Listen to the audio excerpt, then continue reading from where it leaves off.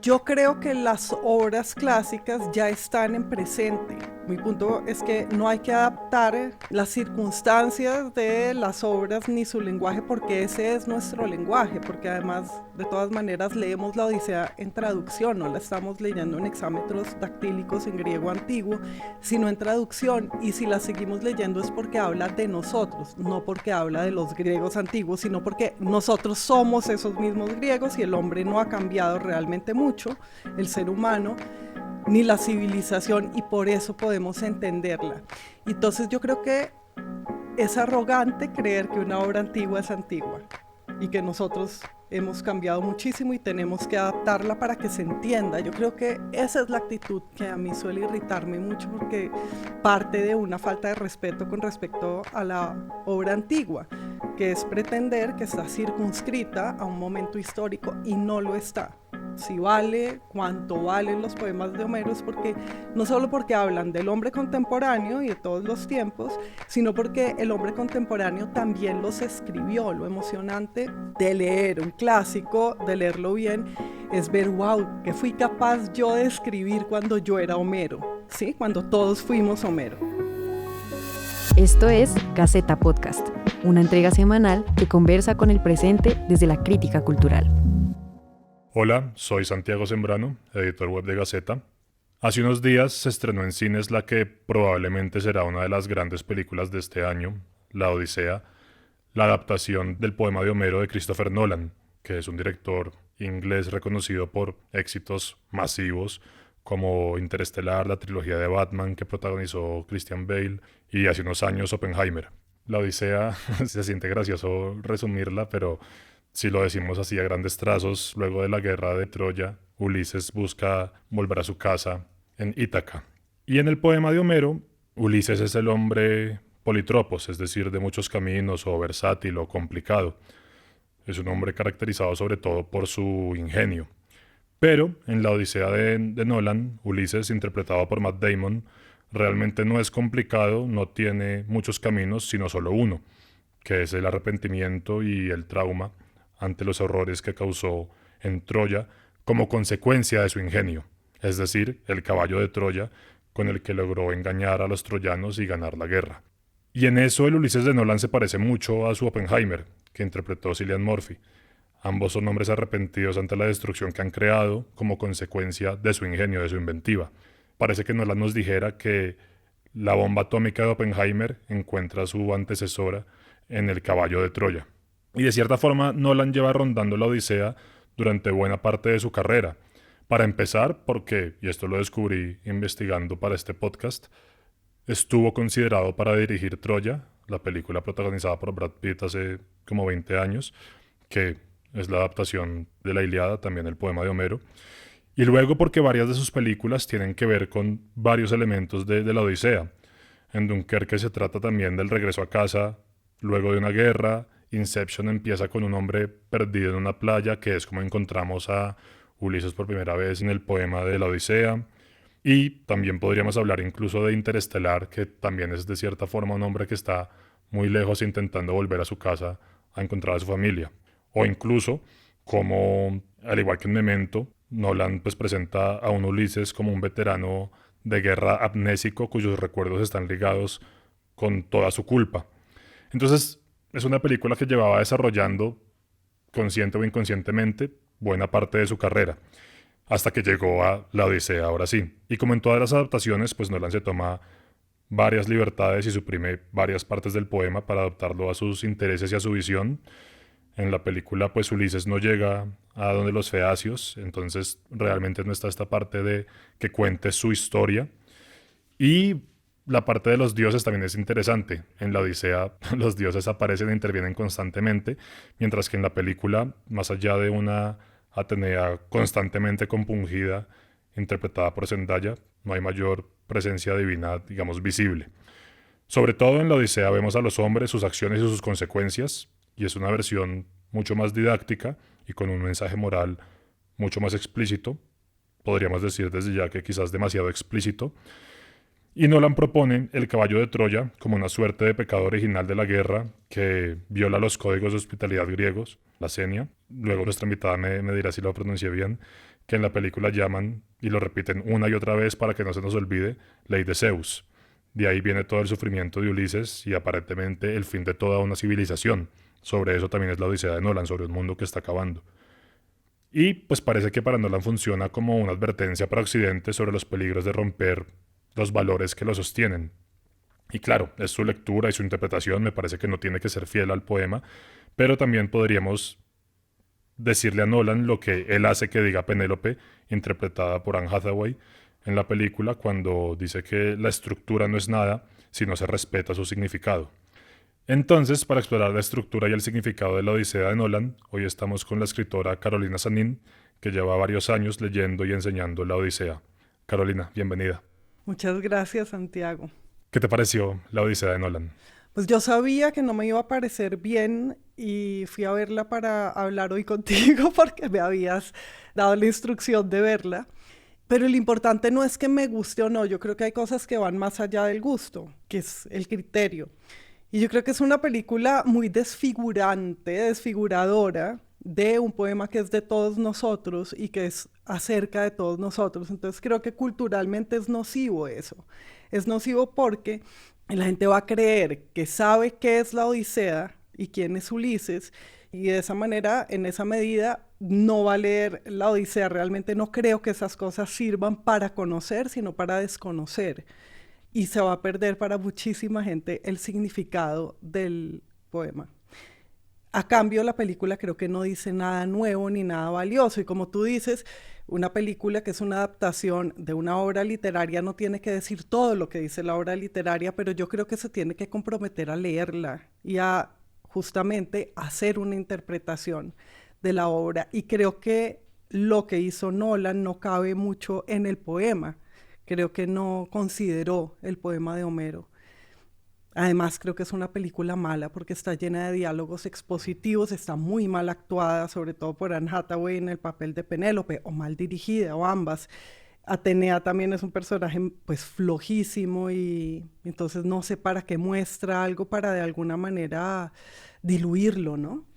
Yo he estado defendiendo a Zendaya estos días por su papel de Atenea porque creo que realmente no le dieron mucho con qué trabajar. Tampoco ella es que haga mucho con eso, Sí, pero es que creo que si pones a Atenea a estar triste todo el no, tiempo tremendo. porque ante la guerra, pues ella cumple No con lo tiene que le nada que dijeron, que hacer, fue estar sí. triste porque están destruyendo Troya. De hecho, a mí Zendaya me parece una súper buena actriz y ahí la ponían desprovista de todo atributo. Justamente Atenea en el poema es los atributos de Odiseo. Es lo que Odiseo puede hacer, lo puede hacer porque él contiene un dios, contiene una divinidad y la divinidad que es el mismo es Atenea. Entonces Atenea es puro poder, o sea, poder hacer cosas. Y aquí es una especie de contrición, ni entendí, ¿no? Es como Parece por una... momentos que fuera su conciencia. Exacto, como un Pepe Grillo, pero que solo le indica como que pesar Troya y nada de eso corresponde con el poema, realmente. Claro, entonces desde ya hay que resaltar, porque esta parte es importante y ronda toda esta discusión cada vez que se hace una adaptación, y es que el problema de la película no es que no sea fiel al poema de Nolan, ni tiene que estar de la misma forma en que Homero lo pensó, sino que no funciona tampoco como película. Ah, bueno, y acá hago la confesión de que cuando invité a Carolina al podcast, yo pensaba que a mí me iba a gustar la película, entonces pensé que iba a ser más interesante una discusión en la que yo decía, no, pero mira, esta parte está muy Pues chévere. Y sabías que a mí no me iba a gustar lo antes de que asumí. yo lo viera, Hice una claro. apuesta que salió bien por el lado de que a ti no te gustó, pero salió mal en el lado de que a mí tampoco me gustó. Con lo que dices de los diálogos, es chistoso porque es como la Odisea versión Marvel. No es una película de Marvel, pero por ejemplo cuando, por un lado, como nos trata medio, no sé si de tontos, pero ok, entendemos que es importante la hospitalidad, pero no tienes que estar repitiendo ley de Zeus en cada momento, que es parecido de esto que se ha hablado de que los nuevos guiones de Netflix tienen la instrucción de repetir las cosas una y otra vez por si alguien se distrae, que sepa qué está pasando. Me hacía pensar en eso una y otra vez, y todo era súper martillado. Sí. El diálogo expositivo también era en otras ocasiones aún más obvio, que era como Penélope en algún momento le dice a Telémaco, creo como, tu padre hace 20 años que no está, 10 de la guerra de Troya, luego 10 perdió en el... Y llega al colmo cuando Matt Damon dice al final, nuestra edad de bronce está llegando a su final. Es como, claro que no sabían que estaban, no llamaban así a su época, no entendí de dónde se sacó eso o cómo no se dio cuenta de que era tremendo. Quería hablar de la hospitalidad que dices, porque repiten una y otra vez lo de la ley de Zeus, que además la llaman así, bueno, y lo toman de una manera muy superficial, como si el caso fuera que en una sociedad con un pensamiento mágico pensaran que el huésped es un dios encubierto y uy, si no lo recibes entonces de malas porque te salió el dios en la caja de cereales. Y el significado de eso es mucho más profundo y es que como tú acoges a otro en tu casa, también tu cuerpo puede acoger a otro, es decir, tú mismo estás ocupado por un Dios. Entonces, el disponer tu espacio para que otro entre es simplemente la constatación de que tu espacio interno, o sea, tu propio cuerpo y tu propio ser, están ocupados por uno que no eres tú y que es el Dios en ti. Y allí estriba la fe en que tú eres más que tú. O sea, es una cosa mucho más profunda y no una ley que hay que obedecer. Pero además, yo creo, Santiago, que esa reiteración de lo de la ley de Zeus y la hospitalidad sin contenido es su propio inconsciente de Nolan, o de los guionistas, el guionista es Nolan también, que sabe que omitió lo principal. Y lo principal del poema, como tú ya dijiste, es que Odiseo cuenta sus aventuras y las cuenta en la última parada antes de poder regresar a Ítaca, que es la parada, como dijiste, en la corte de los Feacios. Ahí Odiseo cuenta las sirenas, cuenta el cíclope, cuenta todo. Y el punto es que no sabemos si está diciendo la mentira o la verdad. Odiseo es un gran contador de historias y por eso los feacios lo llevan de vuelta a Ítaca lleno de regalos. Y la hospitalidad de los feacios es lo que permite que él vuelva a Ítaca y su ser un buen huésped, es decir, un huésped que hace a los otros a su vez viajar con las historias, es lo que permite que lo lleven a Ítaca. El corazón del poema es esa hospitalidad, no lo de déjame entrar porque soy Zeus, ¿no? Claro que suena también a una vaina moral también de cuidado porque puede ser un dios y te va Sí, mal por si ahí no te lo, sale, no lo sí, recibes. sí. Que es como un cuento de mamás a sus hijos Y de Marvel, y de Marvel. total. Es curioso ahora que dices lo de, claro, esta característica esencial es lo primero que sabemos de Ulises apenas uno empieza a leer la Odisea, que el protagonista se llama Damon, que interpretó a uno de los grandes mentirosos y contadores de cuentos en Mr. Ripley, en la adaptación de la novela de Patricia Highsmith. Yo pensé en el momento que había una relación o que había un juego Ah, ahí, qué bien. porque claro, todos los actores llegan con su experiencia. Uno los ve en pantalla y ve también quienes han sido antes, que digamos una de las críticas que le hacían a Tom Holland como Telémaco era ver a Spider-Man siendo Telémaco. Y la forma en que Matt Damon le da vida a Mr. Ripley es mucho más cercana en ese sentido a Ulises que este Ulises solo traumado y ya. Y fuerte, y Claro. guerrero, sí. ¿Hubo algo que te gustara de la película? Me gustó la escena de las sirenas, no me pareció mal, me pareció bonitas las sirenas en el acantilado, aunque no son las sirenas griegas, pero me encantó que no se vieran, que se vieran de lejos, pero tú intuyeras unas sombras y que no sonara su canto y que sonara en sordina algo indiscernible y que eso se mantuviera en el misterio. Me gustó cómo aparece el mar. Las velas de los barcos me parecen un poco nuevas e impecables para barcos que llevaran ahí un montón de tiempo y me parece un poco o muy ridículo que estuvieran de full armadura navegando en medio del mar, cuando incluso en la famosa vasija que representa a Odiseo amarrado al mástil, pues se ve que están medio desnudos, no van a estar en el mar con casco, ¿sabes? Además, si se pasa algo, pues se van a hundir más rápido. ¿Cómo no notó algo así, no? Bueno. Y lo que menos, volviendo a lo que dices de Ripley, claro, yo no había caído en la cuenta de cómo no exploró eso, pero nuevamente es posible que su inconsciente haya elegido a Matt Damon porque es Ripley.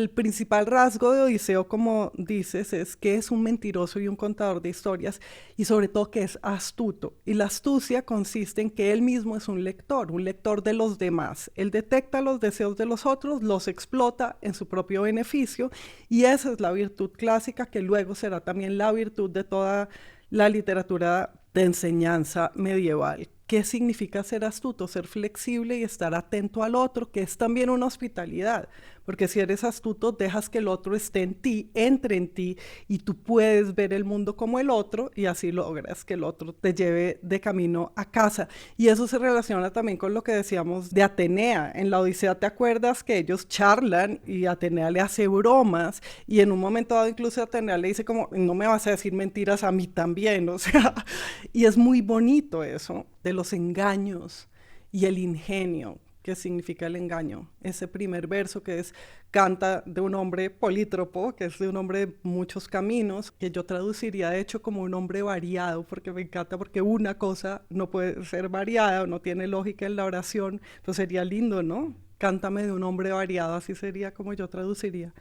En español salía. Ahora que mencionas el humor de la película, los chistes que hay en el poema, es curioso que el humor de la película cuando entra también es un humor muy de Marvel que para mí rompe, por ejemplo, cuando están saliendo de la cueva del Cíclope, que dicen, ay, sí hablaba, y dice como, ¿por qué no hablamos con él? Y Matt Damon dice como, I think we're past that. Sí, que es puro chiste que no vería en película.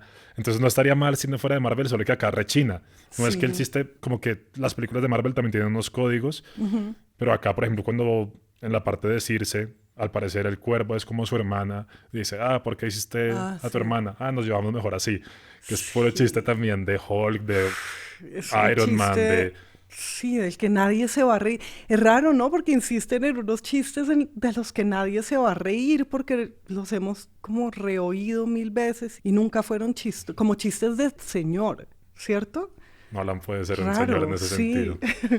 Pero mira, ahora que decías lo de las sirenas, voy a decir la razón por la que para mí no funciona esto. Y es, pues Nolan le está imponiendo un sentido a la Odisea que la Odisea como que no tiene.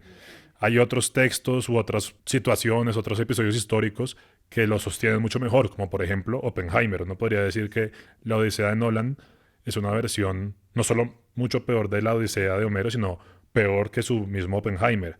Porque la forma en que narra ahí la culpa y un hombre que con su conocimiento y su ingenio y su inventiva creó algo que resulta destruir la humanidad, es mucho más efectivo en cuanto cine, en cuanto narrativa, en cuanto sentimiento, en cuanto cualquier criterio que se le quiera poner, que la Odisea. Pero luego es incongruente la película de Nolan en varios sentidos, sobre todo que la película nos muestra que el Ulises de Nolan es sobre todo arrepentido, sobre todo víctima de su trauma, en fin.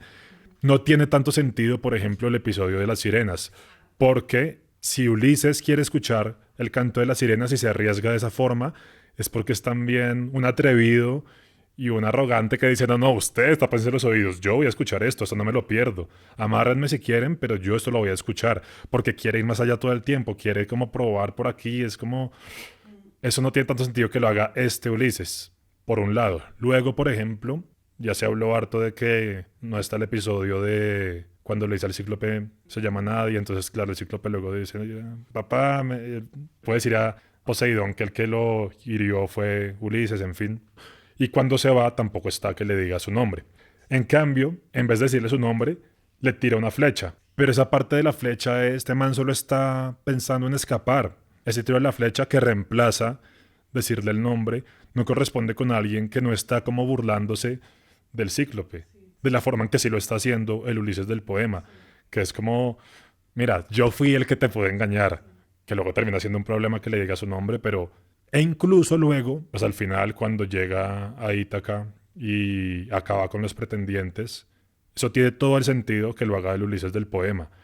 Pero este Ulises que está tan traumado de la guerra, ¿por qué los trata así? Pues porque no busca otro tipo de solución. La conciliación, pues total. si está tan cansado de haber roto la ley de Zeus, ¿cómo la gente que está en su palacio va y la masacra?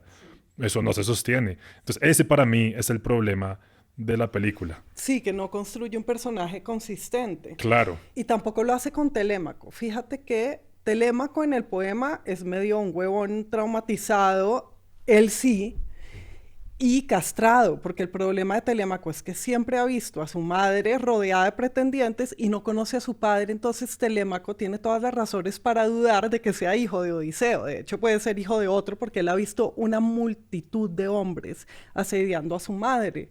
¿Qué le haría pensar que esa no es la naturaleza? ¿Me entiendes? Que inconscientemente no sea hijo de su padre y precisamente el viaje que él emprende, que es el viaje contrario al que Odiseo está haciendo, que es rumbo a Ítaca, y el viaje de él es de salida de Ítaca, es a ver si de pronto descubre si ese sí es su padre, y va donde Menelao que le dice ese sí es, tú te pareces y tal. Y al final del poema, cuando vuelve Odiseo, pues esa realmente no es una buena noticia para Telémaco porque significa que no va a ser rey, que su padre, cuyo recuerdo y ausencia lo ha castrado, ahora además lo va a seguir castrando en la realidad, su presencia de grandísimo hombre. De hecho, Telémaco es como un antecesor de Hamlet, no es para nada un príncipe triunfal.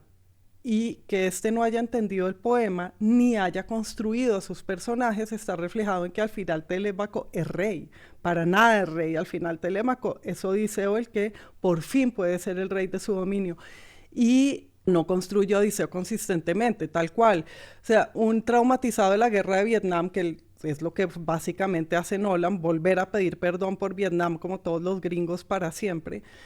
Incluso con el tema de las drogas, que se sabe que los Todo, veteranos de guerra... exacto, o sea, está total. cifrado tan en paralelo con Vietnam, Sí, que es tienen Vietnam. lo mismo de cuántos veteranos no llegaron de Vietnam y terminaron adictos a alguna droga Al loto buscando como calmar. sí, Claro, al opio, entonces... sí. Sí.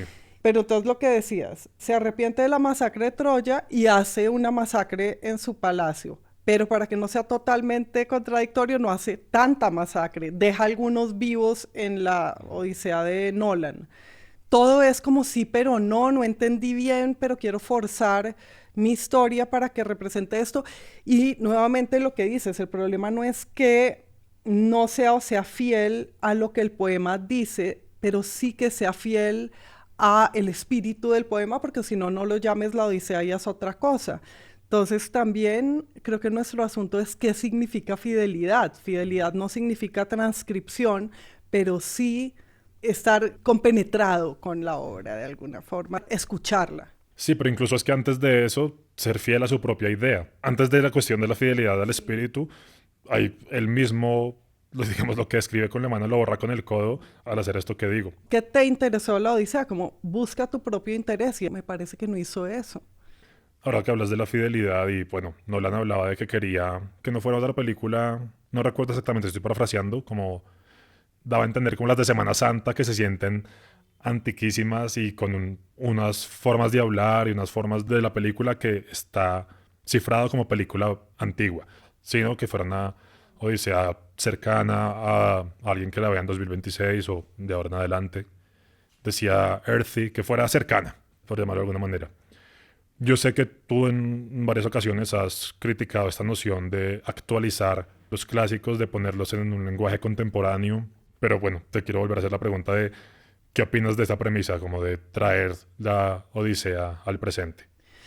Pues es que yo creo que las obras clásicas ya están en presente. Mi punto es que no hay que adaptar las circunstancias de las obras ni su lenguaje porque ese es nuestro lenguaje, porque además de todas maneras leemos la Odisea en traducción, no la estamos leyendo en hexámetros dactílicos en griego antiguo, sino en traducción, y si la seguimos leyendo es porque habla de nosotros, no porque habla de los griegos antiguos, sino porque nosotros somos esos mismos griegos y el hombre no ha cambiado realmente mucho, el ser humano, ni la civilización, y por eso podemos entenderla.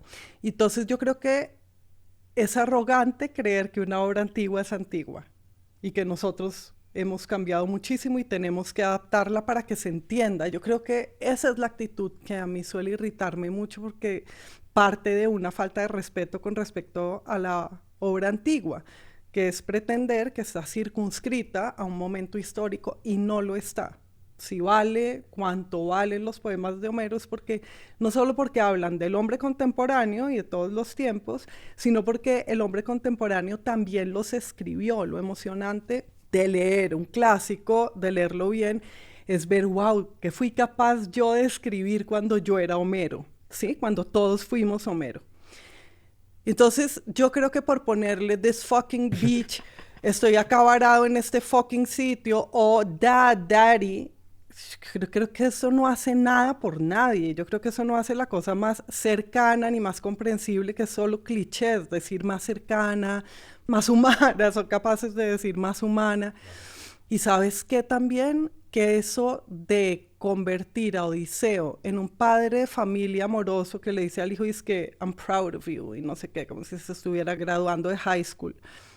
Todo eso obedece a una ansiedad contemporánea que deriva de la impotencia de los hombres y los hace buscar en su papel de padre de familia, de daddy, una potencia que les ha arrebatado pues el capitalismo y mil cosas, ¿no? Entonces, una revalorización del papá. Y eso fue Hamnet, ese otro desastre del año pasado, que mostraba a Shakespeare como papito de familia y que ese era su mérito, y ahorita hay un Odiseo que también es papito de familia, ese es su mérito, y que si estuvo con Calipso era porque estaba drogado, cuando el Odiseo que está con Calipso todos esos años, pues no es por estar drogado. Claro, podría decirle, uy, ni idea, mi amor, yo no me acuerdo de nada, a mí me no drogaron. Exacto, estaba emburundangado. No fui yo. Toda esa tontería, ¿no? Y luego zarpa con Penélope, no se sabe si vivo o muerto, pero como a luna de miel después de que el hijo se gradúe y se vaya a college. Todo eso es ridículo, porque además es pensar muy poquito de uno, es pensar como si el hombre contemporáneo, si no le dicen fucking y dad, no va a poderse relacionar con la Odisea, que es patrimonio nuestro, es nuestra propiedad, es nuestra mente misma. Ahora que dices lo de Hamnet, te quería preguntar también por eso, por si puedes profundizar más en esto que dices, esta condición contemporánea, esta ansiedad contemporánea de ese tipo de lecturas que quizás muestran a personas complejas, complicadas, variadas, como en una sola dimensión, y una sola dimensión que sea indiscutible e innegable, como en su moralidad también. Creo que no es la misma lectura moral la de Hamnet que la de la Odisea, pero sí hay conexiones. ¿Qué crees que haya de nuestra época esa conexión con la moralidad, aparte de lo que decías? Bueno, con la moralidad es todo, en este tipo de imposición moral a estos textos. Sí, yo hice un monólogo sobre Hamnet en su momento, y creo que nos han obligado tanto por presión social y mediática a repudiar a los autores si en su vida y no en su obra eran, entre comillas, malas personas, como dice la gente, es un término que de paso también repruebo. Entonces, si alguien era malo con las mujeres o desorganizado de alguna manera, inconsciente en su vida, entonces no lo podemos leer. Entonces, esta autora del libro, que es igual de malo que la película de Hamnet, Maggie O'Farrell, para poder apreciar a Shakespeare, entonces lo convierte en un padre de familia, y así sí se da permiso de disfrutar de Hamlet, solo si Hamlet dependía de que él fuera un amoroso padre. Eso es complicadísimo, porque en primer lugar Shakespeare no habría podido escribir todo lo que hizo y dirigirlo y actuarlo si se hubiera preocupado mucho de sus hijos. Eso es así, y afortunadamente para nosotros no se preocupó mucho de sus hijos. Uno de hecho puede agradecer ese sacrificio, pero ¿por qué no? No es como, no es más importante la vida doméstica que la producción de una obra que van a disfrutar las personas durante 5 siglos. No es más importante. De pronto no estuvo tan mal que tuviera a sus hijos un poco abandonados si iba a producir esa obra, pero eso no es algo que la gente esté dispuesta a decir porque era más importante estar en casa con su familia. No entiendo esa hipocresía. O incluso si estuvo mal, es lo que es, ya pasó. Es lo que es, pues ya pasó, disfruta de la obra, y ni siquiera vale la pena saber si fue buen marido o no. A mí no me interesa. No es que esté diciendo, pues más vale ser un mal marido o no casarte, que sí, pero no me interesa. Y hoy está muy mal visto decir no me interesa. A mí realmente no me interesa si Picasso fue un terrible esposo y un gran misógino, que seguramente lo fue, y un enano detestable, cuando estoy viendo su pintura, no me interesa. La verdad es que no me interesa ni eso, ni tampoco de quién fue amigo, ni tampoco cómo era en su época París o Málaga. Y ese interés por la biografía también, Santiago, yo creo que tiene que ver con la envidia, con querer ver al genio como tú. O sea, tú podrías ser genio si fueras mala gente. Es como eso, pero como soy buena gente, yo lo pinto así de maravillosamente. Entonces tiene que ver con una noción de igualdad. Todos somos iguales, solo que algunos son más malos y por eso pueden ser genios. Lo que es una incapacidad para admirar también. Y eso procede de una mala interpretación de la igualdad. No somos iguales, pero sí somos porque el que Picasso haya pintado esos cuadros o Shakespeare haya escrito esas obras, significa que yo también lo hice, no que yo no puedo hacerlo. Y tiene que ver con la hospitalidad. Yo tengo a Homero adentro, por lo tanto, no tengo que juzgar a Homero. Ahora que mencionas lo de la envidia y también la hospitalidad, ¿será que es muy allá, muy afuera decir que Nolan de alguna forma envidiaba ese ser variado de Ulises?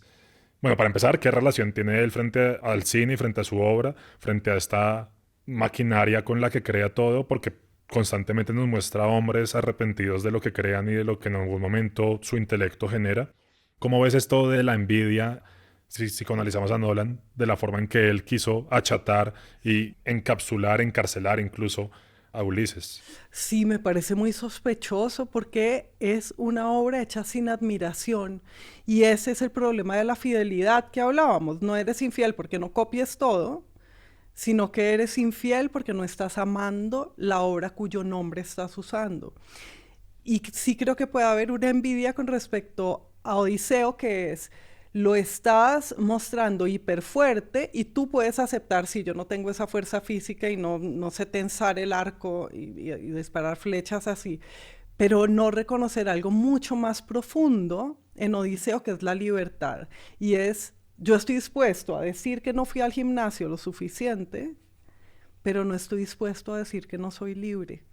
Y justamente Nolan no es libre porque tuvo que hacer una película formulaica con los estándares más bajos en cuanto a guión de Hollywood. Y eso significa no eres libre, no porque te obliguen a hacer algo, sino porque tú mismo estás aprisionándote. Y eso que me propones, que me parece muy buena pregunta, así como espontáneamente lo interpreto así, ya que yo no soy libre de hacer esta película y leerla con profundidad, y si la leyera con profundidad, tal vez no haría una película, entonces voy a hacer un Odiseo que tampoco sea libre y que no sea astuto, sino un fortachón ahí. Sí. Sí, yo insisto en que, de nuevo, para mí todo lo que quería decir acá lo dijo mucho mejor en Oppenheimer. Ahorita que decías lo de, claro, zarpan como después de la graduación de high school de Telémaco, de alguna forma, pues Oppenheimer sucede en Estados Unidos, es mucho más cercano, entonces las preguntas que él le hace a la historia como que son mejor recibidas en ese relato que quiere montar. Te quiero preguntar por el final, que aparte, pues bueno, de la escena azucarada cuando Penélope sostiene en sus brazos a un Ulises agonizante, no, no te mueras ahora, ahora justo después de esperarte tanto tiempo, no, que yo dije, es que no tiene que ser, pero es que este es el cliché de Hollywood, ya tampoco, No, tampoco. tampoco abusen de mí, sí. Ahí como que estaba diciendo, no, yo quiero que me guste esto, pero tú ayúdame a que me guste, no puedo hacerlo todo yo solo. Digamos, porque me ha pasado con otras películas que yo le digo, vamos, esta vez éramos como 10 y yo les dije, yo quiero, o sea, voy con toda, voy a que me guste, voy... Me pasó también, por ejemplo, con One Battle After Another el año pasado y Marty Supreme, que ambos entré con muchas ganas de que me gustaran y me gustaron. Y luego, claro, yo quería que me gustaran, o sea, me estoy forzando a que me gusten, no forzando, pero tengo todo ahí para que me gusten. Y yo entré con esto emocionado de haber leído el libro, pensé, uy, no me había gustado mucho Oppenheimer, entonces dije, esto puede ser, y al final no. Pero entonces, bueno, después de esa escena azucarada que yo ya dije, no, no, ya no puedo más con esto, van en el barco navegando hacia donde se extinga el sol, creo que dicen, bueno, una expresión de ese estilo. Y hay algo como que Penélope le pregunta, acá lo tengo anotado, le dice Ulises a Penélope que en adelante las historias de Troya solo serán, y de Troya de toda esta época solo serán cantadas. ¿Y por qué? Le pregunta Penélope y Ulises le responde, porque destruyeron el mundo y las futuras generaciones no van a poder leer cómo no entendí bien, pero ¿recuerdas la parte de la que te hablo? Sí, pero tampoco entendí bien a qué se Es como una refería. lectura hacia el futuro. Sí. Entonces no sé si es Nolan diciendo como, y a pesar de todo seguimos acá, si es como terminar en una nota optimista, porque termina de cierta forma en una nota pesimista la película. O sea, es como esta sociedad está rota, ya la rompimos y lo que viene ahora es la consecuencia de unos pactos que no pudimos restaurar. Pero ahora sí, si tenías alguna idea Además, sobre el es que es final. rarísimo. Tengo ese vago recuerdo de que lo que decía era se acabó una época que no entendí, porque entonces está mezclando a Hesíodo, está mezclando el mito de las edades, de la edad de oro, la edad de hierro, la edad de bronce, con la Ilíada y la guerra de Troya, que de hecho es el origen de toda nuestra literatura. O sea, el sitio de una ciudad y el haber vencido a esa ciudad empieza todo, porque sigue la Eneida y sigue muchos siglos después la Divina Comedia y tenemos en el recuerdo eso de una civilización que se extinguió. Y eso nuevamente no es ni malo ni bueno, simplemente de ahí surge nuestra épica y la épica es nostálgica. Entonces creo que tampoco entendió eso y su malentendido tampoco se transmitió legiblemente porque no entendimos qué fue lo que dijo. Y a propósito del final, hay algo en la Odisea que es de lo más emocionante y es que la Odisea es un poema muy igualitario entre los sexos.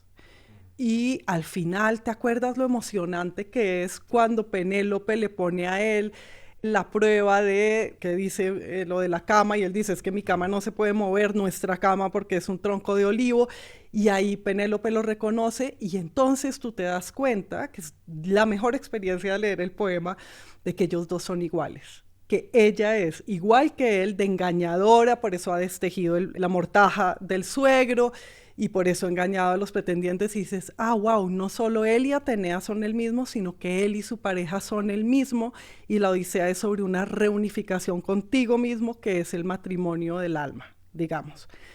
Y acá tampoco entendió eso de la pareja, porque además omitió esa escena que habría sido bello verla, ¿no? Y verlos a los dos como se coquetean en el poema.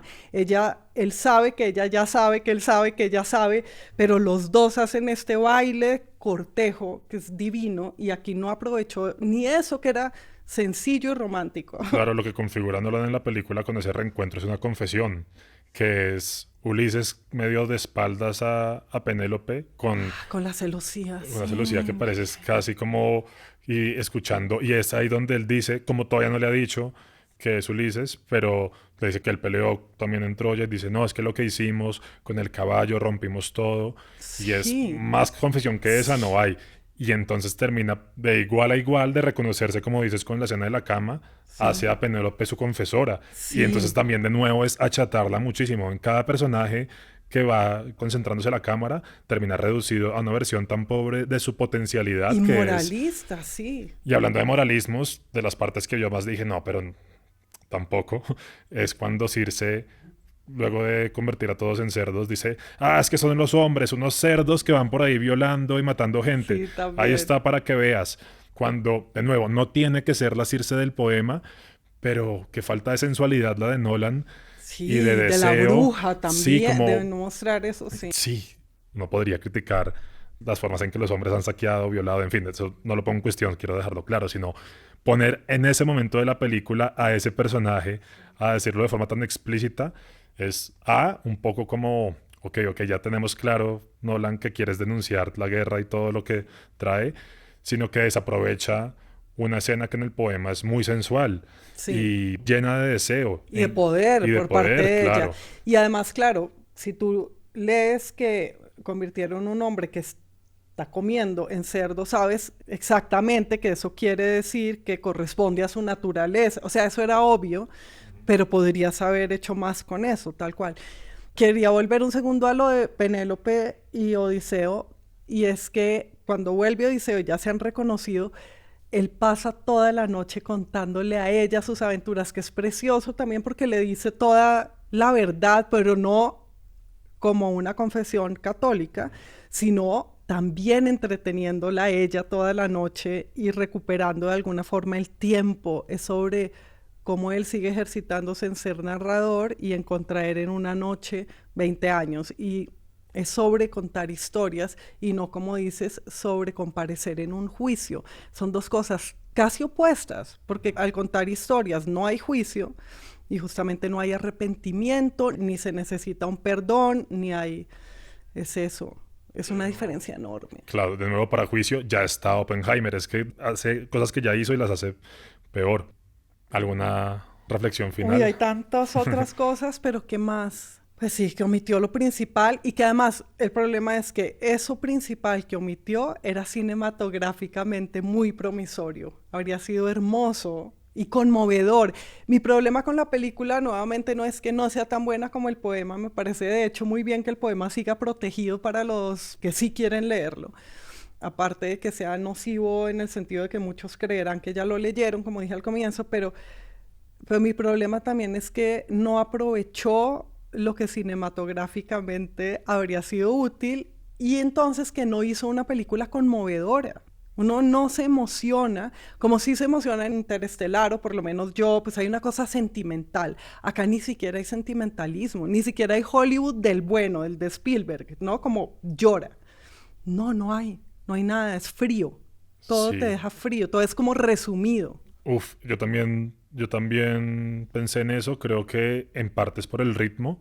Quiere meter todo, pero se siente como haciendo check de cosas que hay que Exacto, contar. resumen, sí. Y entonces el ritmo no, para mí, no, la edición no funciona, está muy acelerada y no se detiene en partes de la película que requieren, no hay prisa. Deja acá la cámara y déjanos estar acá un momento.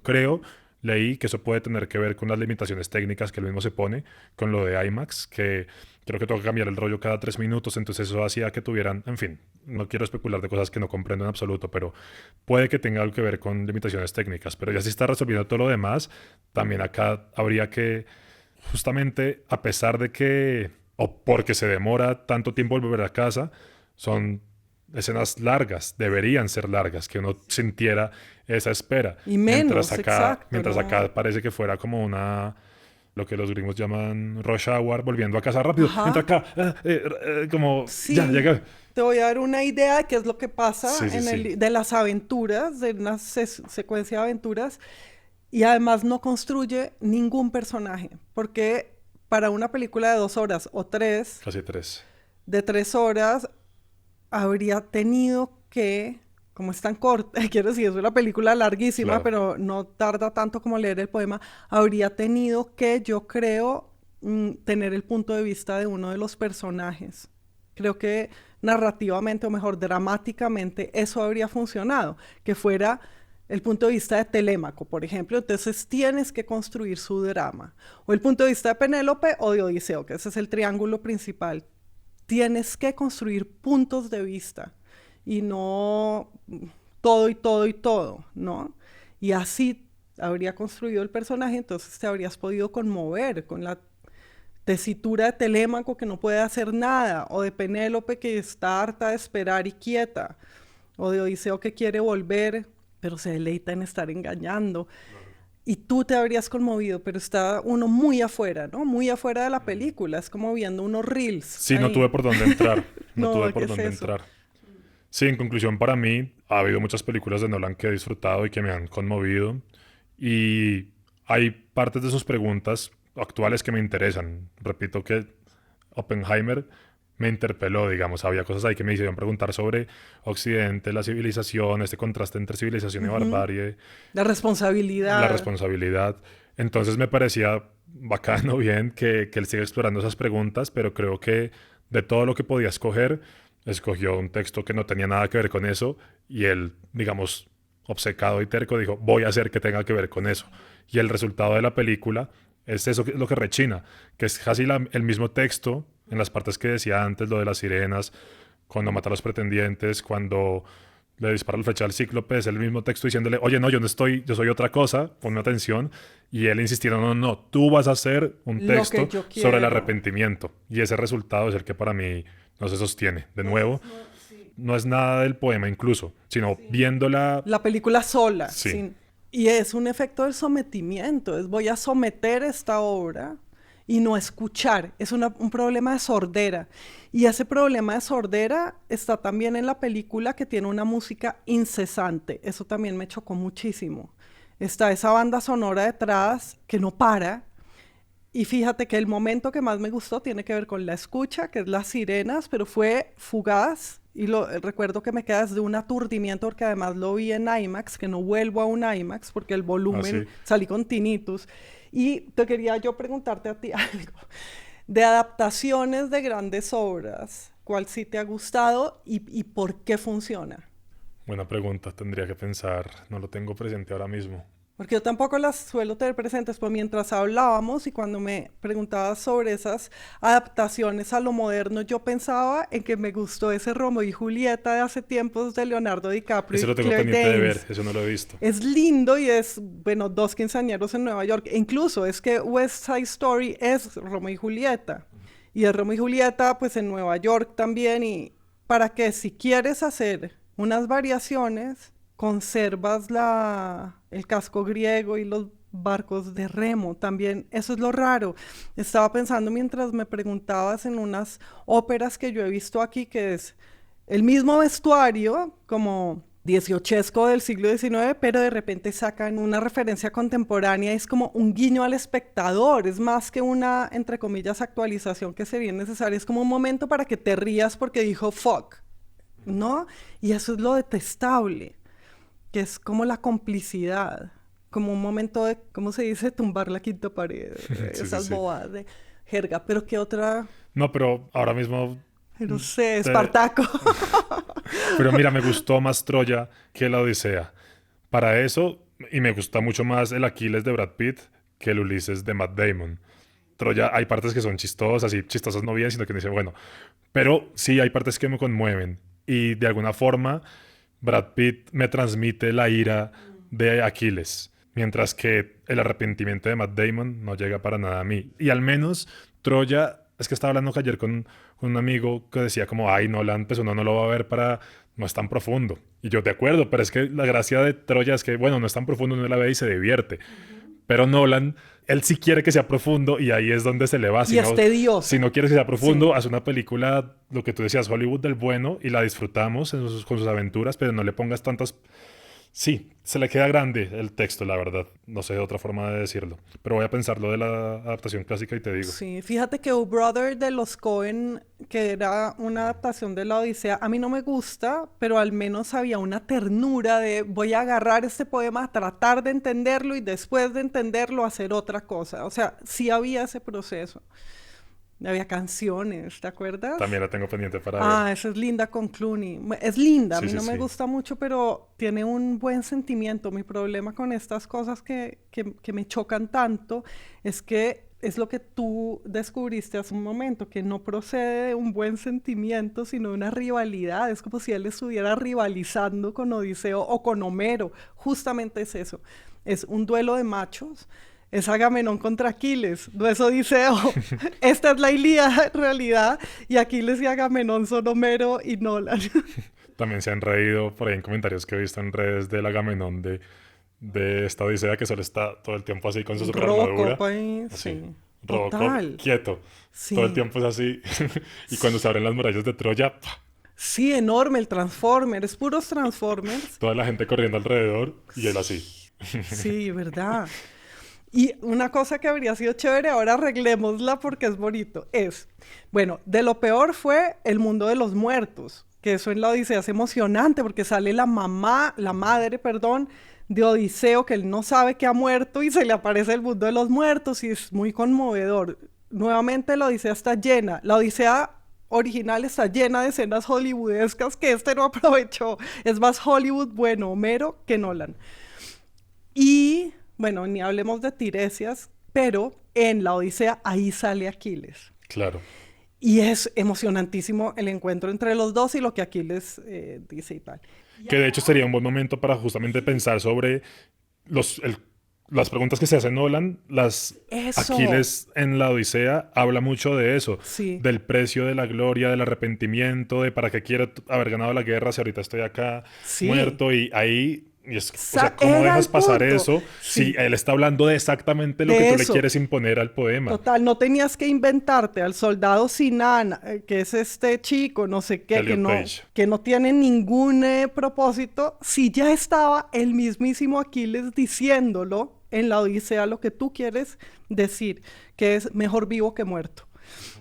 Y ahí está todo, ahí estaría la lección moral, de hecho, profunda y directa y breve, en vez de tanto ley de Zeus y tanto soldadito culpador del comandante, pero ese momento yo me sueño, mi película alternativa sería que ese Aquiles también fuera Brad Pitt, como en la Ilíada, y sería genial ver a Brad Pitt surgir de entre los muertos y hablar con Matt Damon, uff, lo máximo.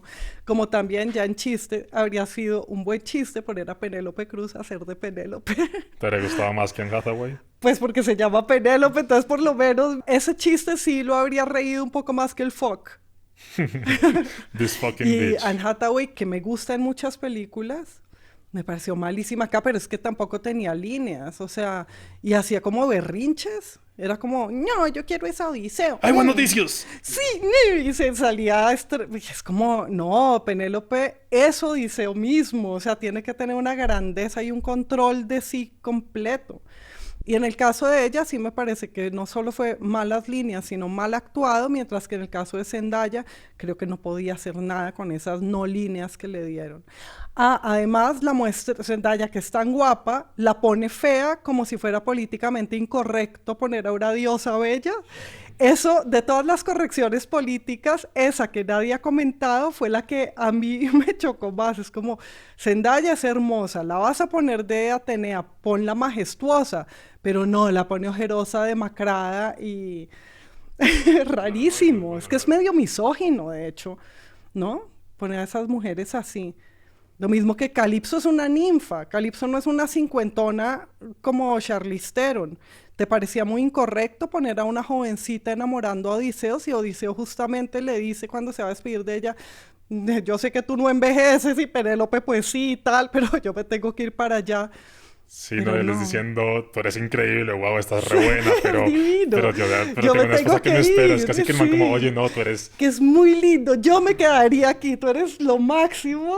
Pero yo ya tenía una esposa y me tengo que ir para que este poema Homero lo escriba. Sí, que es un chiste. En Homero hay un montón de escenas tiernas, graciosas, emocionantes, y aquí no hay gracia, no hay ternura, no hay emoción.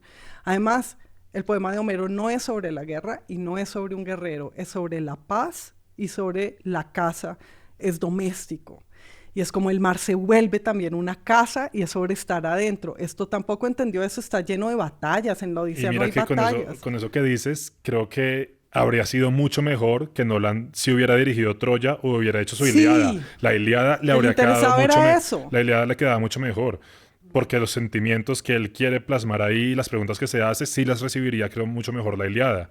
La ira de Aquiles es un sentimiento mucho más nolaniano, por decirlo así, que la variedad de Ulises. Entonces eligió mal el texto. De pronto dijo, ah, ya existe Troya, no sé qué, o no sé si al no haber hecho Troya antes, porque leí que la iba a hacer, pero no sé si fue que se la quitaron o que él al final, en fin, no pudo, pero creo no fue por decisión propia, creo. Entonces, quién sabe si fue, ahora voy a Pero hacer ese la estaba siguiente. sacando un clavo. Ese no es un buen sentimiento para hacer una obra. O no de bien y mal, sino que no es suficiente. Pero ¿sabes cuál habría podido hacer también la Eneida? Porque si lo que quiere es identificarse con las víctimas, la Eneida es sobre los vencidos de Troya, pues el héroe de Troya que sale de Troya con su padre y su hijo y luego va a fundar Roma, nada menos. Entonces ahí estaba todo tu pensamiento contra la guerra, que está muy bien y puede desarrollarse muy profundamente, ahí lo tenías en la Eneida. En conclusión, esto probablemente barra en los Oscar ¿Tú porque crees? tiene todo el perfil moral Es de... demasiado malo.